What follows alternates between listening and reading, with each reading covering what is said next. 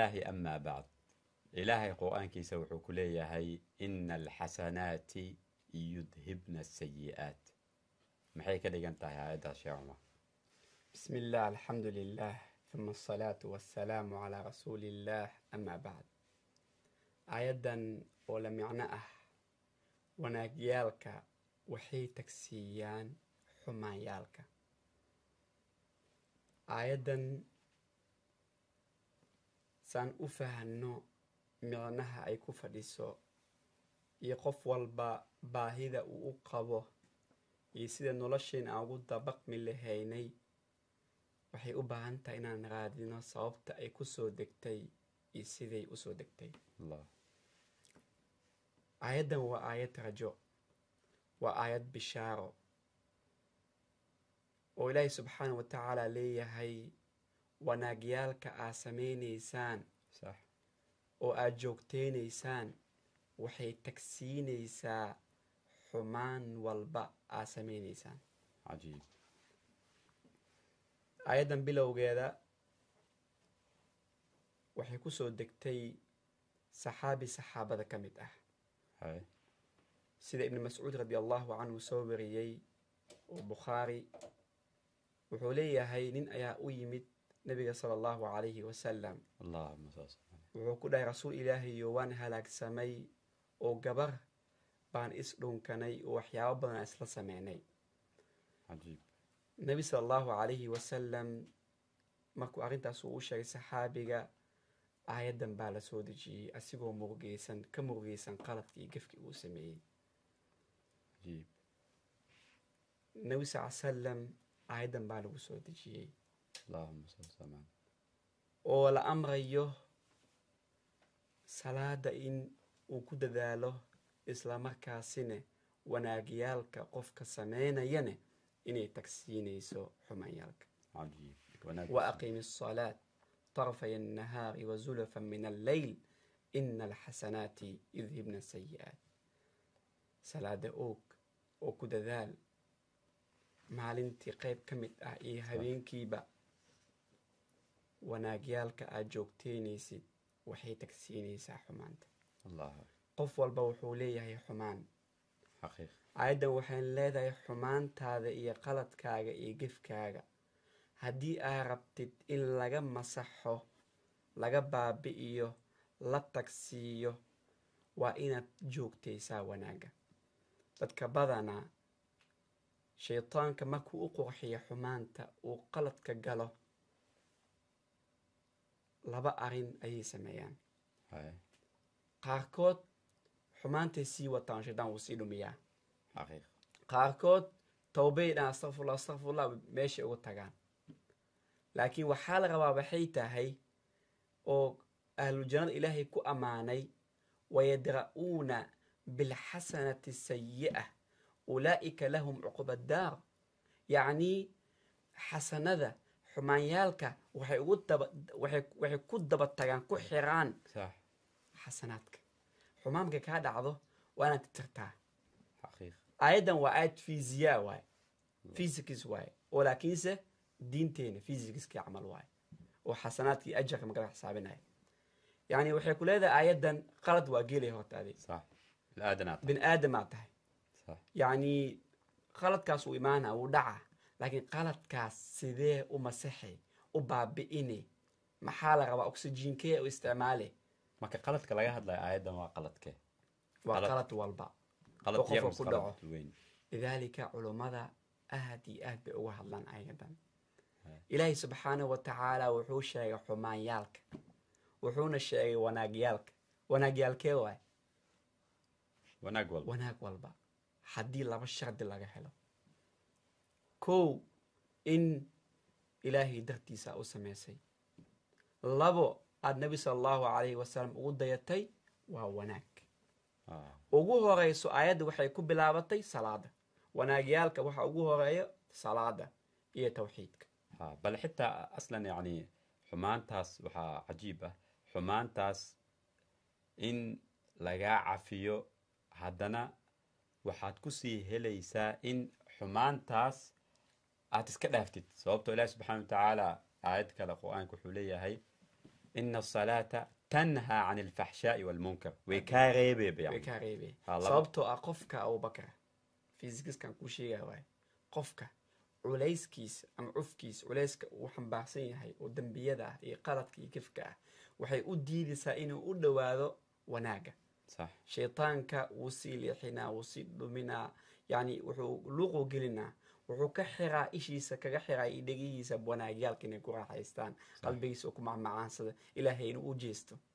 aayaddan waxay leedahay haddaa rabta inaad usii dhawaatid dhawaansho badan la imaadid صح waana xasanaadka aad joogtaysaa taabuu wa aslaxuu wa bayanuu fa ulaa'ika atuubu calayhim yani waa inaad yani wanaajisaa wanaaga aadan joojinin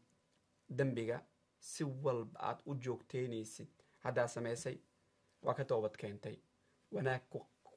ku daba qabo dambiga waan sii samaysay wanaag ku daba qabo dambiga waa sii samaysay wanaaga waa waxa adiga kaa reebaya xumaanta haddana macaanka diinta islaamka waxaa ka mid ah qofka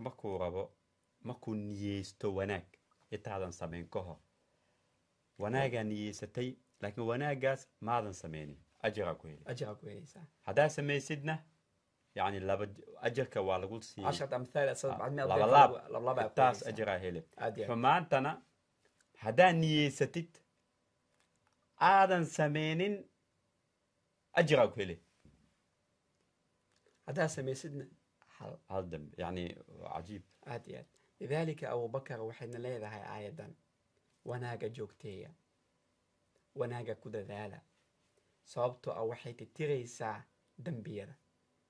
waxay reebaysaa dambiyada waxay duminaysaa dambiyada yaryar oo dhan ilaa ay gaarto heer ay gargaryariso sababtoo ah buuraha maxay ka samaysan yihiin waxay ka samaynaysa dhagaxaanta yaryar waa in kaskas loo jibiyaa soomaan dambiyada yar mar aad jibinaysid culammada waxay ku xiraan dambiyada qaarkood dee ma ogtahay si gaara inaad ugu toobad keentid kuwa waaweyn waa qasab xaaladaha qaarkood kugu dhacaan وادو نفتاد أسطورية قفنا أن لوداقيني لكن وحي كعابينيسا أرنتان إني دميسو أي جلسو قف كورا دنبي وين سمينا دنبيسا أوغين مؤمنين دنبي ويقلان ويقال دامان لكن تتكلم حي دافسين الندم إنا كشلايان قف ما كشلايان كرادي حسنات مسجوك تيرين لذلك أنا وحالي وحي تقفل بالدعوانية آيادا وآيات رجو دنبي يارسي والبو أبذين ياهي qaladka si walba u sameynaysid wanaaga joogtay qaladka wanaaga kaa reebi doono gaar ahaan salaada maalinta joogtayntaas aad ka tagtid waa maalinta aad furatay albaabka shaytaan waxa kaaga soo baxo iyo sida lagu xirxiro adigaa isku sameeyey si walba xitaa ka soo qaad haddii aad tamid xumaanta mar walba sameeya si walba u go'aansaday inuusan dhaafi karin maxaa awoodaa wanaag ah رعسي هذه سمع صدقة مكوفو ده سمع صدقة جوكتي سنود مكوفو ده سنود جوكتي أذكرت مكوفو ده أذكرت جوكتي وحكوفو فيري كاس جوكتي وإسكبيان وإسفريان وإسكو إيمانيان إلا أي جبيان فما تكون عصيان فما تكون عصيان وناقا كودة دماية وطبين آديان وحولها وذا دياردا بدا يكل كده أكسجين كبو وميزان كمان قيامه فمن ثقلت موازينه وحسنات كاسواي هذه حسنات كودغال ما انت waxa aragtay in badan meel fadhiisay qof xamatay ardigiisa sharaftiisa wax badan sameysay marka ka toobadkeed astaghfirullah